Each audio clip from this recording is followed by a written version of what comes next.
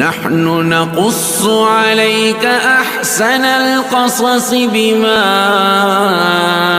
أوحينا إليك هذا القرآن. بسم الله الرحمن الرحیم.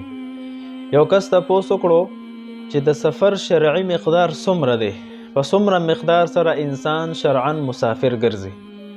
دویمه دا چې په حالت د سفر کې د سنتو څه حکم دی، سنت کول ضروری دی او کنه پرې غوستل هم جایز دی.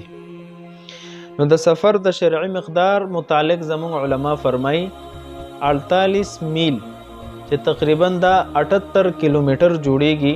که یو انسان د 48 میل یعنی 78 کیلومتر په اندازه باندې د سفر په نیت سره دا د کور نه وځي، نو شرعي طور سره دا مسافر دی او د باندې به د سفر احکامات جاری کیږي. او په سفر کې د موز حکم دا دی چې هر 4 رکعتیز فرض موز به 2 رکعاته کوي. په دغه اعتبار سره 3 رکعاته چې کم د ماښام موز دی دا به هم 3 رکعاته کیږي، بده کې قصر نشته. دغه شان د سحر 2 رکعاته فرض دي نو دا به هم 2 رکعاته فرض کیږي، بده کې هم مزید قصر نشته. البته سنت کول ضروری دی په حالت د سفر کې او کنه.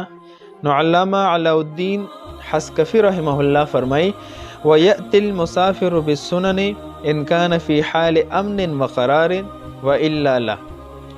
د مسافر حالت ته قتل کیږي کو د سره مقوی او د سفر د قرار وی، اس قسم جلدی بد باندې نه او ټیم هم وی، بدی صورت کې د لپاره سنت پکار دی چې سنتو کې او پورا سنت پکې په سنتو کې قصر نشته.